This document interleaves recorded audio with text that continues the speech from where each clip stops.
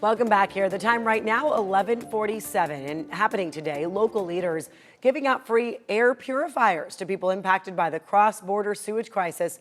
This comes as federal and state officials investigate the negative health impacts from the pollution in the South Bay. Of course, it's going to get worse here with the rains here. CBS 8's Regina Yarita live, sharing how you can claim an air purifier here today.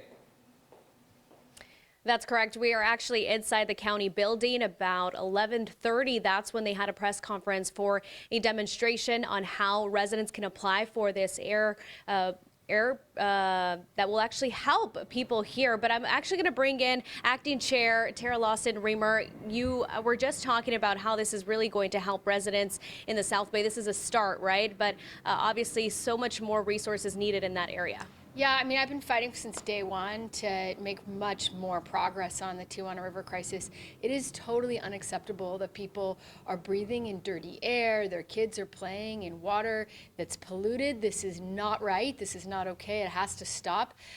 So far, we've managed to secure funding for 10,000 air purifiers, which we're going to be distributing to households through the APCD. That's the Air Pollution Control District. So we need to do more. There's got to be more done. But at the very least, I want to tell families, if you are breathing dirty air, if you can't sleep at night, if it smells, there is some relief in sight. Go online, get that air purifier, and then keep fighting. Like we're not going to give up. We're not going to stop.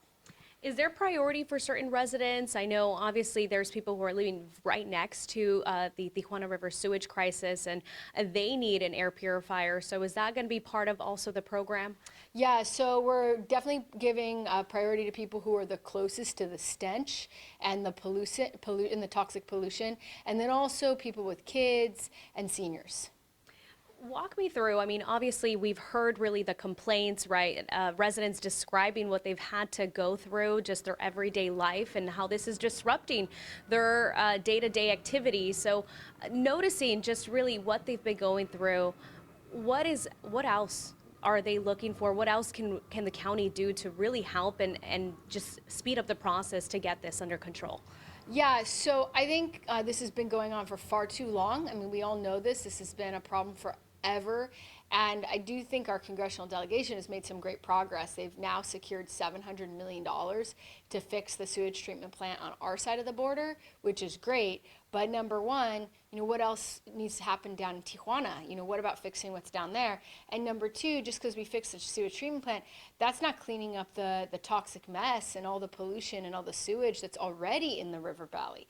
And so that's why I was calling to designate the area a Superfund site. Unfortunately, the EPA turned us down. I think that's not surprising given what we're seeing happen in Washington. We'll be lucky if there's still an EPA after the next couple months. But we need to see much faster action, not only on rebuilding the plant, but also on cleaning up the toxic mess that's been left behind. So that's why I've actually called for a Tijuana River sewage crisis oversight hearing. We're inviting our Senate delegation, our congressional delegation to co-host this with us, and we're going to be bringing together sort of the alphabet soup of agencies who are supposed to be taking action on this, the APCD, the CDC, the EPA, everybody, to get everyone in one room and say, okay, stop pointing fingers at each other, let's get to work. All right. Well, thank you, Acting Chair Tara Lawson-Remer here talking to us. Of course, as she mentioned, right, 300 have already been distributed. About 10,000 is the goal. We will have a really sort of a way for you to walk through how to apply. So if you can check back on CBS8.com, we'll have that information for you in just a few minutes. But for now, I'm going to send it back to you.